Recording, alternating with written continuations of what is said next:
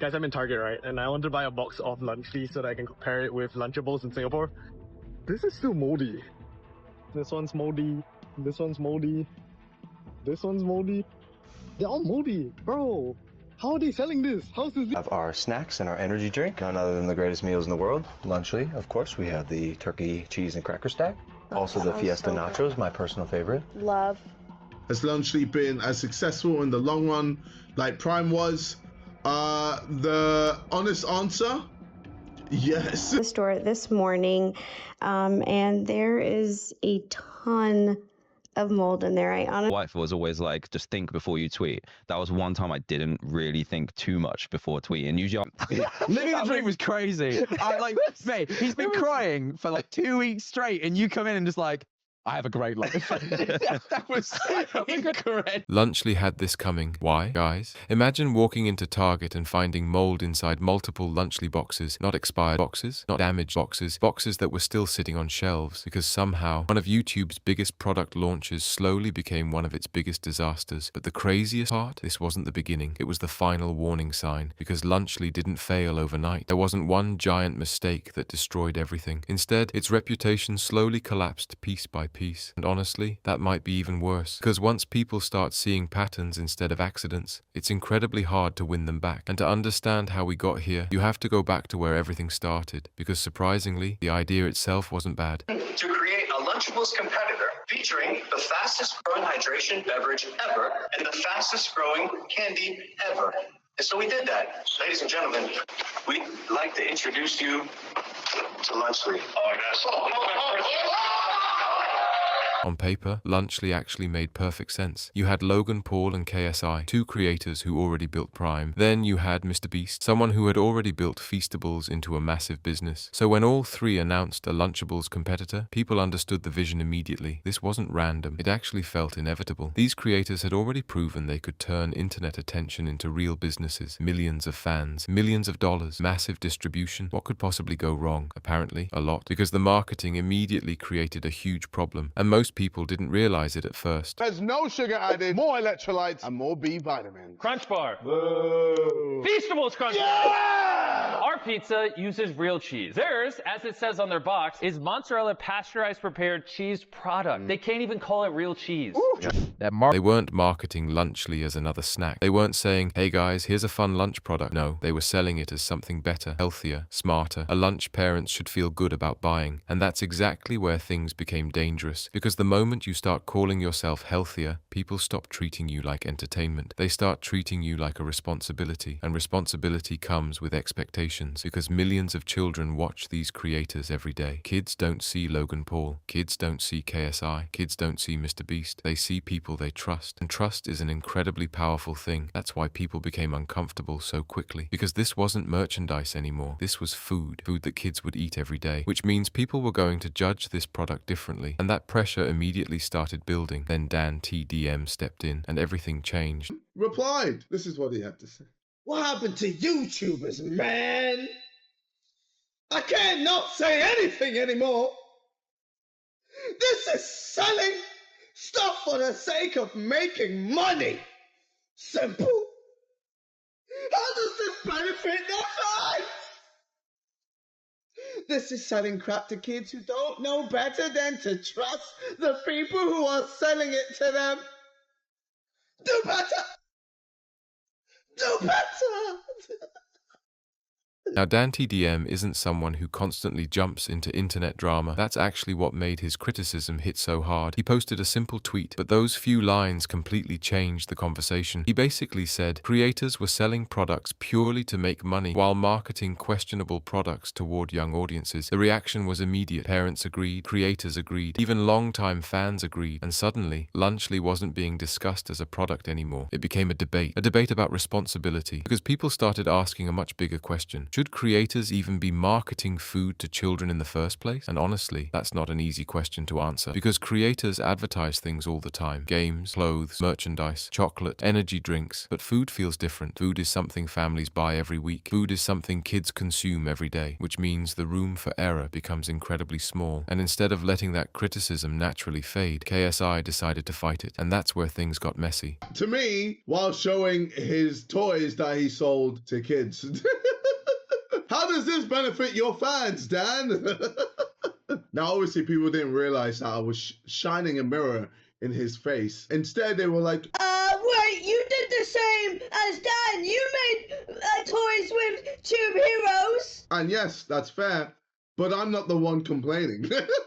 But okay, did I reply to this? He was sponsored, then promoted, and made a whole video on Munch Pack, a monthly sub box full of food and candy to his Minecraft audience full of kids. Now what? At this point, his fans imploded.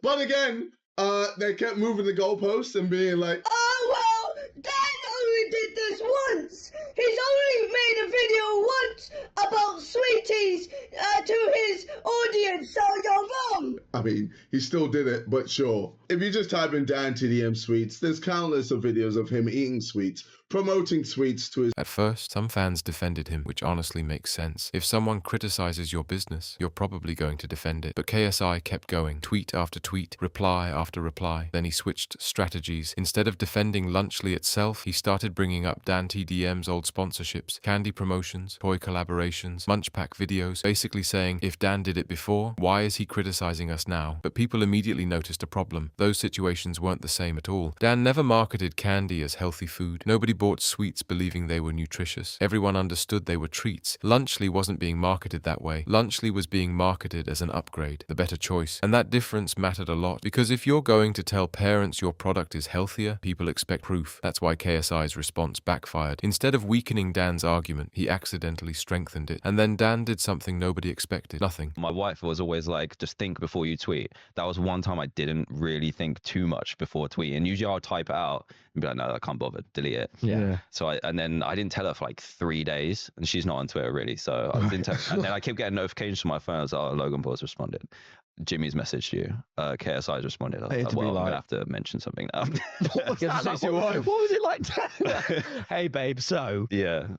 She was like, oh, well, I agree with you, but maybe you should just not kind of like stoke the fire anymore. No response videos, no Twitter war, no 20-part drama series, nothing. And somehow that silence won him the argument, because KSI operates in a world where attention is currency. Every reply creates engagement, every argument creates clips, every controversy creates views. Dan refused to participate, and people respected that, because suddenly there was a huge contrast. One person kept fighting, the other person simply moved on, and that made people trust Dan even more. But honestly, this entire Twitter debate ended up becoming a small problem compared to what happened next, because eventually Lunchly reached store shelves, and that's when things became serious. Sure, yeah, with the whole Twitter stuff that happened, the aura was quite strong. That's what he goes on about. I think I couldn't believe that. It was like, was it mad? Yeah, like the whole. It felt a bit Game of Thronesy. Like the whole internet like had my back, which was kind of. Oh yeah, it was really cool. Was it? Were you just sat in your room like, this is a bit mad? Yeah, it was a bit ridiculous, but like. It was like awesome. And then living the dream. Living the dream was crazy. Mate, he's been crying for like 2 weeks straight, and you come in and just like, I have a great life. That was incredible. What I just enjoyed is like, he couldn't get around his head why. I don't think he's never not been the top dog before. The way I described it is like, if you're in school and like me and Jack are year 8s and he's like a year 10, and then for the first time ever, the really kind year 11 goes, no. And he's like never had that happen before. I think it was just more as well, like I couldn't be bothered to like fight. Like he loves the whole back and forth. That's what the whole boxing stuff's about. Like I get it. I understand it. But it was funnier to not feed into it because it's exhausting. You just watch it happen. It was It was fun. Was it fun? It was Just to fun, sit yeah. back. Dan later revealed he didn't even tell his wife about the tweet for 3 days. That's how little attention he gave the situation. And weirdly enough, that made the contrast even bigger, because while everyone else kept arguing, he looked completely unaffected, and people noticed that. Because internet audiences can tell when someone desperately wants to win an argument, and they can also tell when someone simply doesn't care anymore. Then everything changed, because creators started buying Lunchly themselves, and that's when the real problem appeared. To be good until December 8th, 2024. And we just got this one. This was fresh from the store this morning.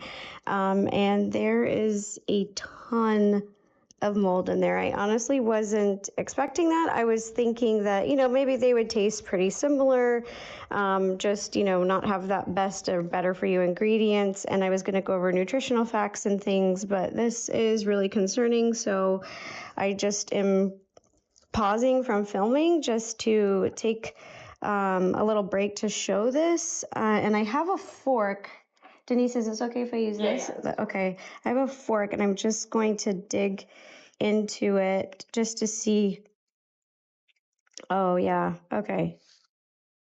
Someone opened a Lunchly box and found mold, visible mold. Instantly, everything changed, because this wasn't Twitter drama anymore. This wasn't creator beef anymore. This was food. Food being marketed toward children, and viewers immediately treated it differently, because a bad tweet is one thing, a product quality issue is something else entirely. The internet exploded. Screenshots spread everywhere. Videos went viral. Comment sections exploded. And suddenly people weren't asking, is Lunchly healthy? They were asking, how did this even happen? Because once people start questioning safety, everything changes. Logan, KSI, and Mr. Beast responded. They framed it as a manufacturing issue, something that happens during large rollouts. And to be fair, that explanation probably addressed part of the issue, but people felt it completely missed the bigger point, because viewers weren't upset about future improvements. They were upset that products had already reached shelves, parents had already bought them, kids had already eaten them. When you're selling food, people don't give second chances easily, and somehow things got even worse. Right, and I want to buy a box of Lunchly so that I can compare it with Lunchables in Singapore.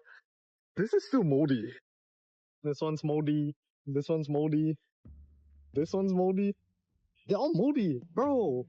How are they selling this? How is this legal? They're not expired, by the way. It's Valentine's Day today, and yes, I am in the Target getting Lunchly for Valentine's Day. Reason understood. Pretty sure all the blue ones. I got it. Thank you. Another video surfaced. Someone walked into Target and box after box appeared moldy. At that point, the damage was already done. Because online reputations are incredibly fragile. Once people attach one image to your product, that image becomes almost impossible to remove. For Prime, people think of bottles. For Feastables, people think of chocolate. For Lunchly, people think of mold. And honestly, that's a disaster, because products can survive criticism. Products can survive hate. Products can even survive bad launches. But surviving a trust issue is much harder, and that's exactly where Lunchly ended up. The craziest part, Lunchly never disappeared. It's still available. It's still being sold. And KSI says it's still growing. Which brings us to one final question. Is Lunchly actually successful? Because viewers don't seem convinced. That the Lunchly X account hasn't posted since April this year. Has Lunchly been as successful in the long run like Prime was? The honest answer, yes. But it's just been killing it in the background. Prime is a bit more in your face, whereas Lunchly is just, all the promo was in the beginning, and now the people who enjoy it just buy it. So it's kind of just steadily growing, kind of like how Prime is right now. Everything's just growing. So I know it's not as hyped up as it was a few years ago, but as a product, you can't have something just be hyped forever. Eventually it's got to cool down, it's got to cool off. But yeah, in the meantime, people are still just enjoying Prime and Lunchly. It's just I got nothing else to say.